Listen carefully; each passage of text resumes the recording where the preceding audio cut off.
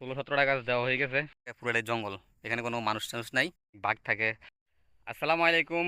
দীর্ঘ 8 থেকে 9 মাস পর আবার ডোরিয়ান বাগানে আসছি, মানে একটা পার্ট টাইম কাজের জন্য, যেটা আমি দোকানের পাশাপাশি এই কাজটা আমার বন্ধের সময়, যেদিন আমার বন্ধ থাকে রোববার, আজকে তো সাপ্তাহিক বন্ধ রোববার, মালয়েশিয়াতে সরকারি ছুটি। তো এই রোববারের দিন আজকে আবার আসছি এই যে একটা ডোরিয়ান বাগানে কাজের জন্য। মানে এখানে 200 গাছ আছে, 200 গাছ এবারে আমি সার দিমু, মানে যেটা বাংলাদেশে সার বলে আর কি, এটা মালয়েশিয়াতে বাজা বলে আর কি, ওইটা আমি দিমু। দেওয়ার পর আমার কন্টাকে 200 গাছের চারার মধ্যে বাজার দিয়া দিয়া মানে শেষ করে দিমু। যেমন এখন আমি 2 ঘন্টা পারি, 3 ঘন্টা পারি, 5 ঘন্টা পারি, আর 8 ঘন্টা পারি। এটা হলো যে আমার ব্যক্তিগত ব্যাপার, মানে এগুলো শেষ করে দেওয়া। 100 টাকা কন্ট্রাক্ট, যেটা মালয়েশিয়ান 100 রিঙ্গিত। আর এটা আপনার বাংলাদেশি টাকা কনভার্ট করলে প্রায় 2500, 2600 থেকে 2700 টাকা হয়ে যায়, তো এর কি।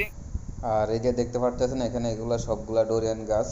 আর যেটি পাহাড়ের এই যে দূরে যেগুলো দেখা যাইতেছে এগুলো সব পাম অয়েল গাছ আর কি। তো ভিডিওটা দেখতে থাকুন আর আমি আমার কাজ শুরু করি। মূলত এটাই আমার সার, এতে আমি এখন গাছের গোড়ায় দিব। দেখেন আমি কিভাবে বাজা দিই, মানে সারটা দিই। এই যে দেখেন,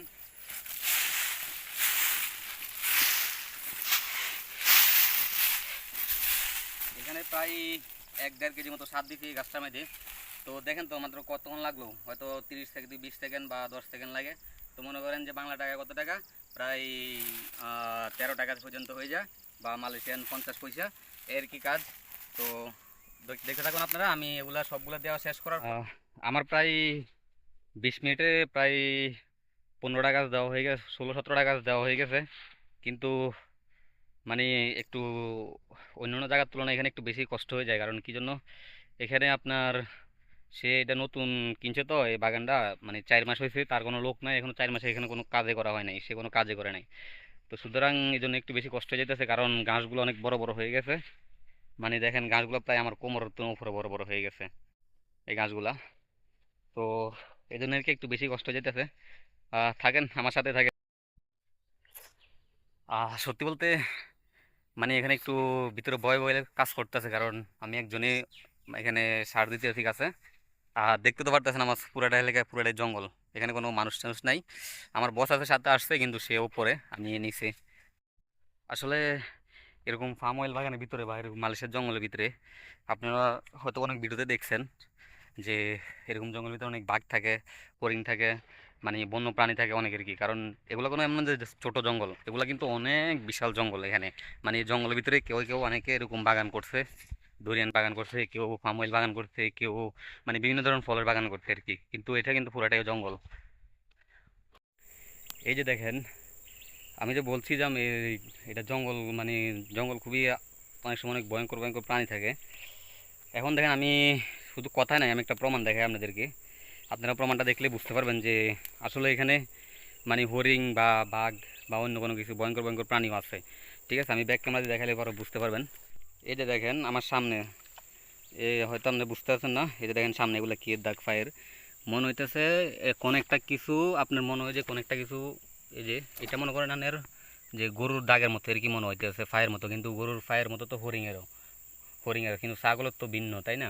এটা হয়তো হরিণের ফায়ের দাগ। আর এই যে দেখেন সামনেও আছে, এই যে দেখেন, এই আপনার দেখেন, এই যে এই জায়গা দেখেন, এখানেও আছে দাগটা।